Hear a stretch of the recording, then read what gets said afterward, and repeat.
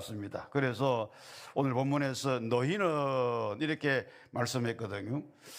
이 너희이라고 하는 누구를 향해서 말씀하느냐 할 때 우리가 문자적으로 해석을 하면 바로 그때 주님의 제자들이라고 말씀할 수가 있고, 그리고 넓혀서 오늘 우리에게 적용해 볼 때는 바로 훈련받은 제자들, 쉽게 말하면 그리스도인들, 오늘 여기 함께 계신 우리 남전도 회원 여러분들과 그리고 모든 성도 여러분들, 그래서 주께서 말씀합니다. 너희는 이렇게 말씀하시면서 가서, 그랬어요.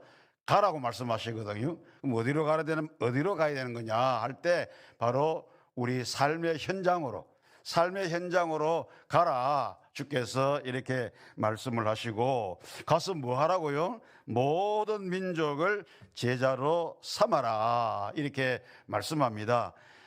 그래서 모든 민족을 제자로 삼고, 그 다음에 아버지와 아들과 성령의 이름으로 세례를 베풀고, 그리고 가르쳐서 지키게 하라. 이렇게 말씀하셨는데, 바로 제자 삼아서 훈련시켜 가지고, 그리고 계속해서 생산해내는, 이 재생산하는 이런 사역을 할 수 있도록 그렇게 하라고 주님께서 제자들에게 말씀을 하신 것입니다.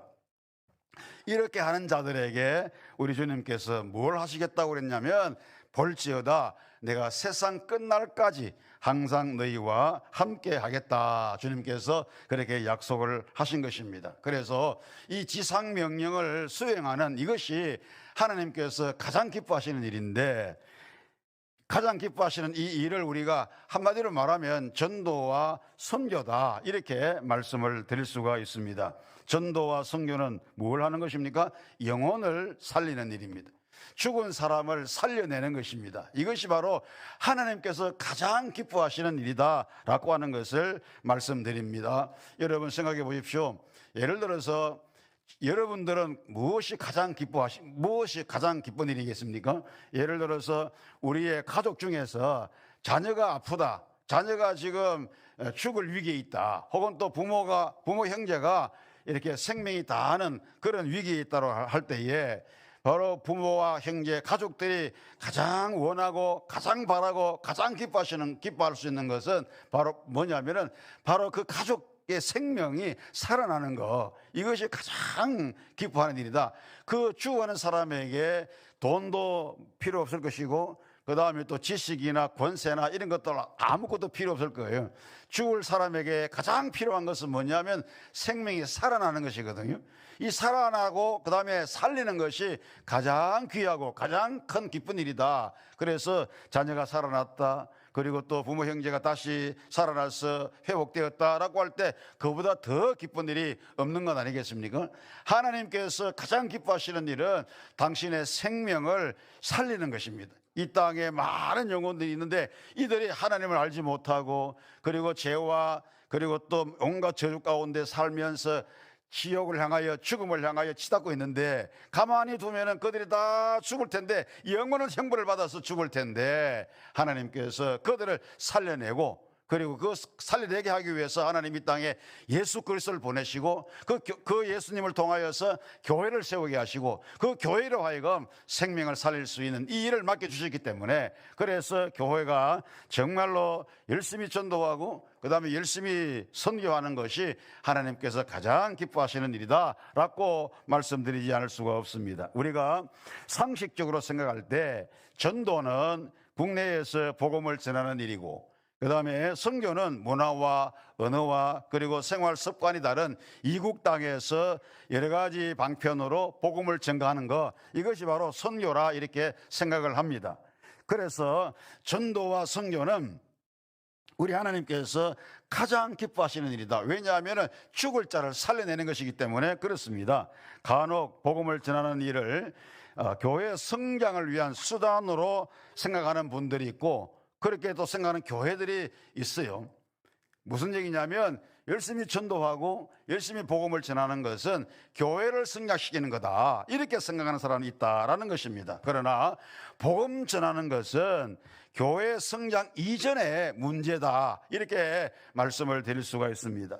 복음을 전하는 일은 교회의 존재 가치와 직결되는 중요한 사역이라고 하지 않을 수가 없습니다. 특히 많은 교회들이 가까운 이웃에 복음을 전하는 전도회는 대단한 열심을 가지면서도 이방의 복음을 증거해야 되는 이 선교에 대해서는 그렇게 관심을 갖지 않는 것을 이렇게 볼 수도 있습니다. 왜 그럴까요?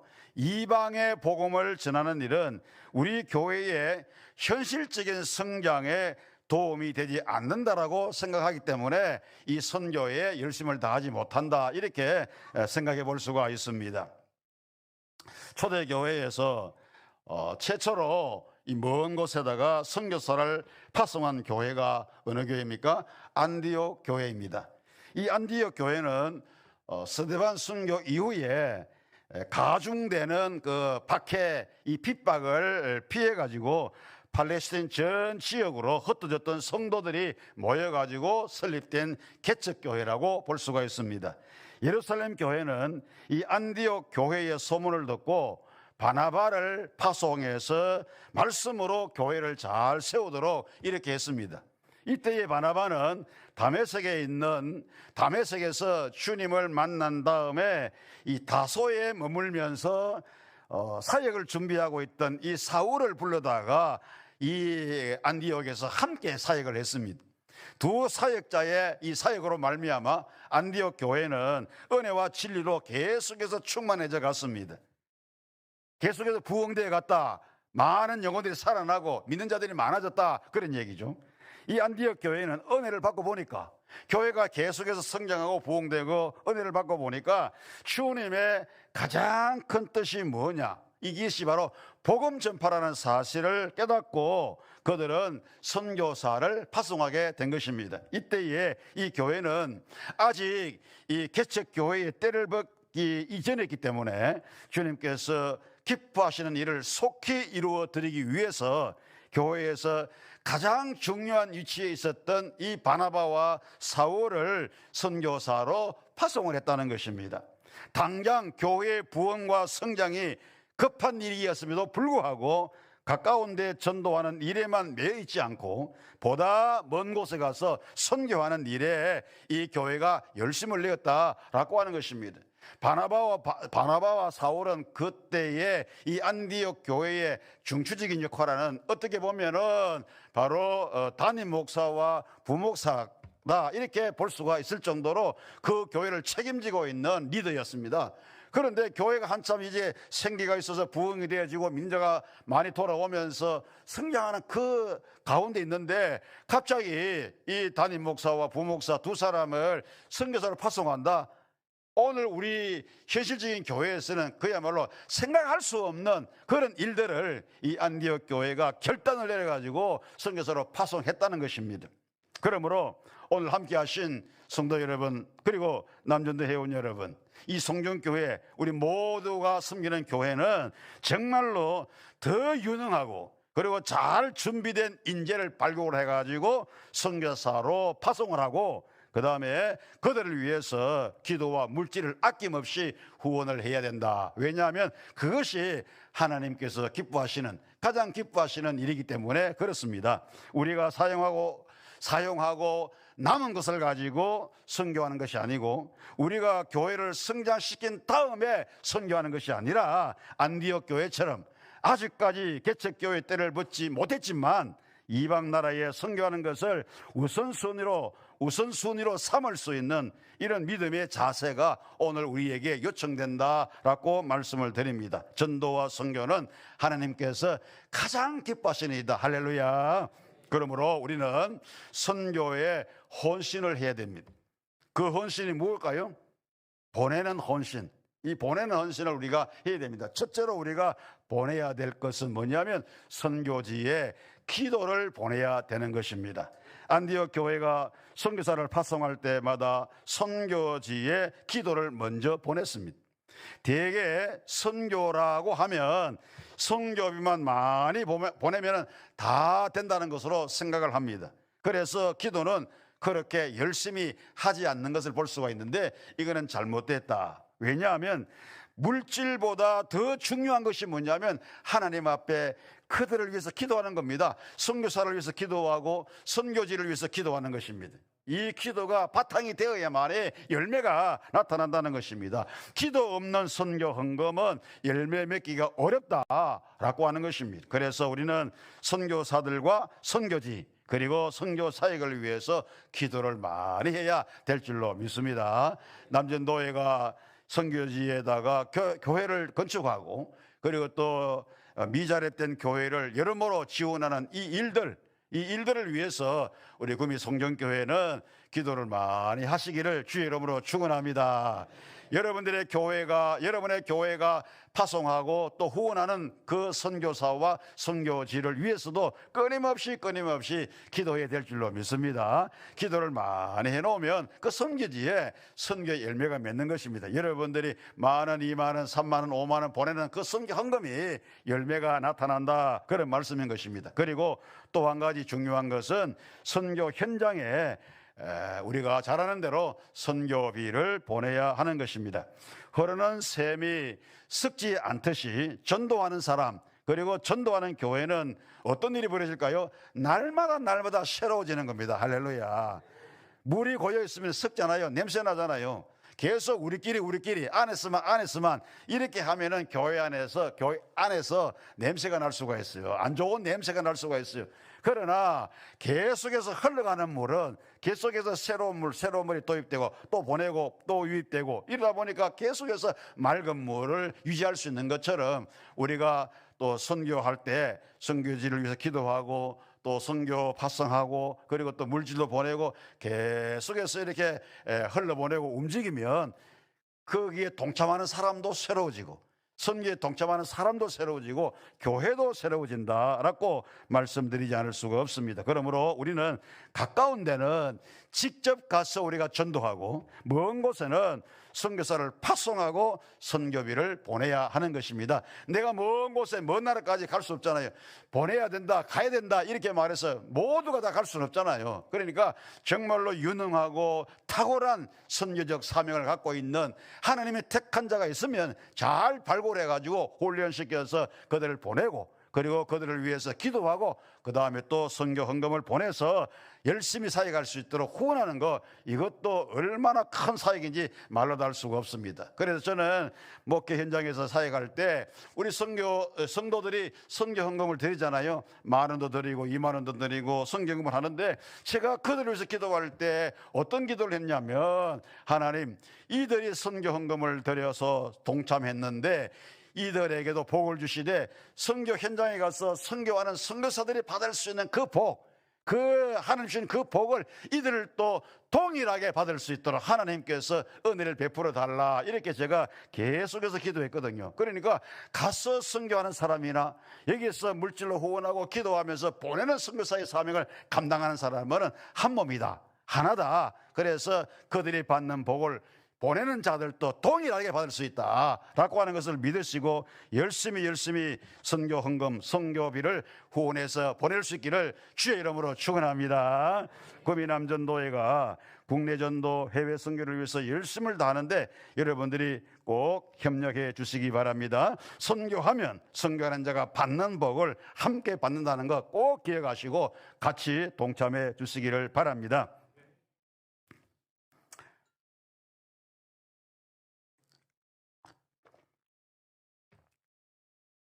신들러 리스트라고 하는 그 영화가 있어요.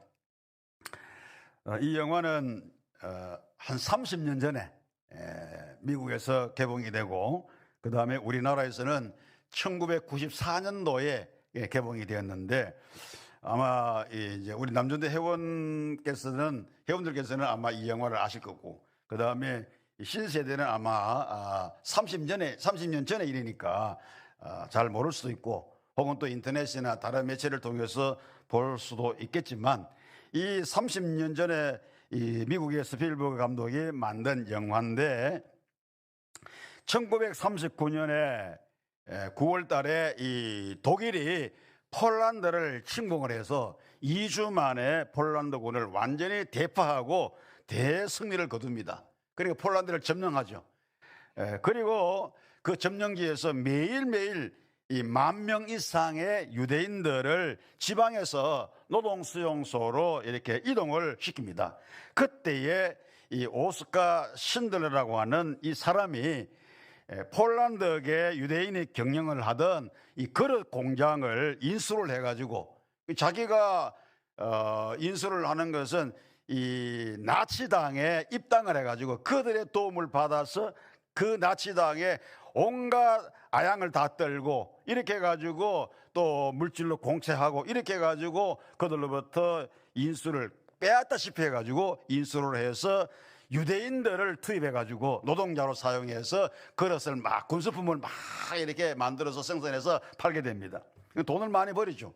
그런데 이 신들러는 유대인 회계사를 옆에 가까이 두면서 이 재정을 관리하도록 이렇게 했는데, 이 유대인 회계사가 신들을 가만히 보니까, 물론 이 신들라는 사람이 돈도 있고 그 다음에 나치 당원들을 이렇게 아양 떨고 이렇게 해가지고 여러 가지 많은 도움을 받아가지고 하지만은, 그러나 이 사람을 가만히 보니까 이 사람이 그렇게 나쁜 사람은 아니다, 성품이 나쁜 사람은 아니다는 사실을 간파를 했습니다. 그래서 이 회계사는 신들러의 양심을 움직여서 유대인들을 강제 노동 소용소로부터 구해내려고 계획을 세우고, 유대인 얼마를 구원할 것인가, 얼마를 구출할 것인가 하는 사실을 간파하고 난 다음에 유대인 리스트를 만듭니다. 구출할 수 있는, 살려낼 수 있는 이런 그 리스트 명단을 작성을 합니다.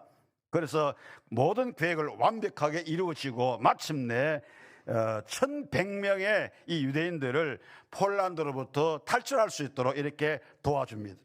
1945년에 전쟁이 끝납니다. 전쟁이 종식되고 러시아 군대가 동유럽을 자유화시켰을 때 이제 나치가, 독일이 패망했잖아요. 다 도망을 갑니다. 막 도망을 가고, 그 다음에 이 리스트가 공장을 운영하던 그 지역에 이 나치들도 전부 다 도망을 갔어요. 그래서 신들러도 자기 전 다 정리해가지고 도망을 가려고 하는데, 이 신들러가 도망가기 전에 자기 공장에서 일을 하던 유대인 노동자들 있잖아요. 이 유대인 노동자들과 작별 인사를 하면서 그가 그들에게 이렇게 말합니다. 왜 나는 더 많은 유대인들을 내가 구해내지 못했을까? 이 차를 타고 도망을 가려고 하는데, 이 차를 팔았으면 내가 10명이나 더 구했을 텐데, 나치당 그 입당 때에 내가 받았던 이 금배지를 달았는데, 이 금배지를 내가 팔았으면 2명이나 내가 더 살려냈을 텐데, 이러면서 이 사람이 막 거기에서 통곡을 하는 거예요. 한탄을 하면서 통곡을 하고 후회를 하는 거예요. 신들러는 이미 많은 자기 돈을 들여가지고 1,100명이나 살렸어요. 다 이 나치들이 도망가면서 유대인들을 다 죽여버리고 다 몰살하고 도망가려고 했는데, 계획을 세웠는데, 이 유대인 회계사가 신들러의 마음을 움직여서 신들러가 돈을 주면서 그 유대인들을 리스트를 만들어가 1,100명을 이미 다 살려가지고 탈출시키거든요. 그런데도 불구하고 마지막에 그 자신이 이제 도망을 가려고 할 때에 내가 좀 더 힘썼으면, 이 차를 팔았으면 10명이나 되는 유대인들을 내가 더 살렸을 텐데, 이 금배지를 팔았으면 2명이나 더 살렸을 텐데 내가 왜 못했을까, 이러면서 한탄을 하는 것입니다. 이 영화의 마지막 장면에서 우리는 기독교인으로서 생각해 보아야 할 중요한 것이 있습니다.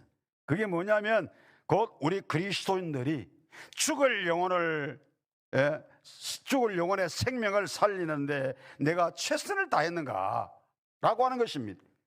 내가 가지고 있는 물질과 시간과 내 몸을 다해서 정말로 영혼을 살리고 생명을 살리는 일을 내가 다 했는가 하는 것입니다.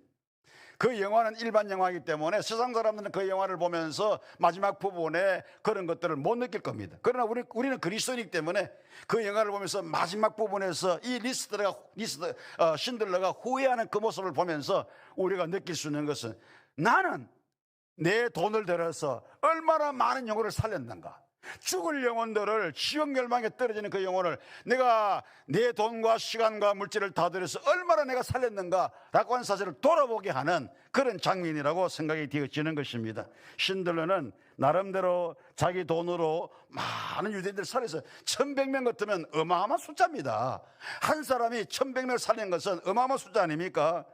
그 사실을 유대인 노동자들이 다 인정을 하고 신들러가 최선을 다했다고, 당신은 최선을 다했다라고 하면서 울지 말라고, 후회하지 말라고, 당신은 최선을 다했다고 그러면서 그에게 기념으로 금반지를 하나 만들어가 그에게 주었어요. 선물로 주었어요. 그래서 신들러가 그 금반지를 바라보면서 통곡을 하는 거예요. 한탄하는 거예요.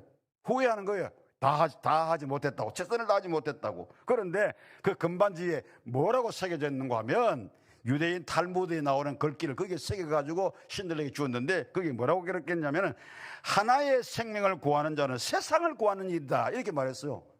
한 생명을 살리는 것은 세상을 구하는 일이라고 그랬어요. 그런데 이 신들은 한 생명을 구한 게 아니라 1100명의 생명을 살렸어요.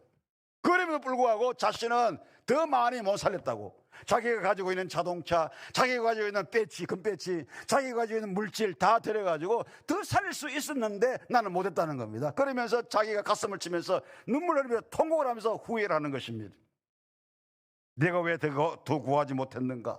이 금배지와 자동차 이런 것들을 팔았으면 한 명이라도 내가 더 구했을 텐데 나는 돈을 너무 많이 허비했어, 나는 돈을 너무 많이 탕진했어, 이러면서 통곡을 하면서 후회합니다. 신들러의 이 후회가 나의 후회가 되지 않도록 우리도 죽을 영혼을 살리는데, 죽을 영혼, 그 생명을 살리는데 우리가 최선을 다해야 되겠다라는 사실을 오늘 이 시간에 함께 우리가 마음에 다짐해 볼 수 있기를 주의 이름으로 축원합니다. 성도 여러분이요, 오늘 이 시간 성령께서 여러분들에게 감동을 주시면, 하나님께서 여러분 마음에 감동을 주시면 결코 외면하지 마시고 순종하시기를 바랍니다. 하나님께서 우리에게 어떻게 감동 주십니까? 야, 누구야, 김집사야, 박집사야, 이장로야, 이렇게 해라, 이렇게 해라. 하나님께서 육성으로 내 귀에 들려주십니까? 그렇게 들려주지 않습니다.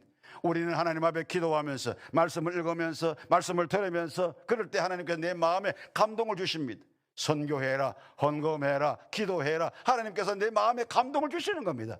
그 감동은 성령의 음성인 줄로 믿으시기를 축복합니다. 그럴 때 여러분들은 그것을 기막아버리고 외면하지 마시고 그 음성을 들려주실 때에, 그런 감동을 주실 때에 이것은 성령께서 내게 감동을 주시는구나 생각을 하고 거기에 순종하고 행하면 하나님께서 여러분에게 복을 주시고 그것이 큰 은혜가 되고 큰 복이 되는 놀라운 사실을 믿으시기를 축원합니다. 성령의 음성을 절대로 여러분 거역하지 마시기 바랍니다. 내가 순종을 하면 은혜가 되지만은 거역하게 되면은 축복을 받을 수가 없다라고 하는 것입니다. 말씀 맺습니다.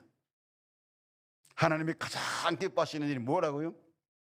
물론 교회 와서 몸으로 여러 가지 많은 봉사하는 거, 그거 주님 기뻐하시는 일입니다. 왜요? 이 교회는 주님의 몸된 교회이기 때문에. 그래서 여러분들이 부엌에서 혹은 또 가르치고 손으로 발로 섬기고 헌신하는 이 모든 것들도 교회를 섬기는 일이요, 하나님 기뻐하시는 일입니다. 그러나 더 중요하고 더 기뻐하시는 것은, 하나님께서 기뻐하시고 가장 기뻐하시는 것은 생명 살리는 일입니다. 그래서 생명 살리는 일은 여러 가지가 있겠습니다만은 우리 안으로는 열심히, 가까운 데는 열심히 다니면서 우리가 복음 전도하고, 그리고 내가 갈 수 없는 곳은 이미 가서 파송받아가지고 열심히 전도하는 사람들을 더 잘할 수 있도록 내가 동참하는 일, 그러니까 기도를 보내고 그리고 물질을 보내고 그렇게 하는 것이 바로 전도에, 그리고 선교에 동참하는 것이고 하나님이 가장 기뻐하시는 일이다 라고 하는 사실을 오늘 함께 하신 성도 여러분과 우리 남전도 회원 여러분들이 꼭 기억하시고 이 일에 함께 하시고 동참하시고 협력할 수 있기를 주의 이름으로 축복합니다. 그래서 하나님 나라가 여러분 때문에 자라나게 되고 확장되고 그리고 열심히 성장하는 그런 역사가 있기를 주님의 이름으로 다시 한번 축원합니다. 하나님 우리 아버지 감사합니다.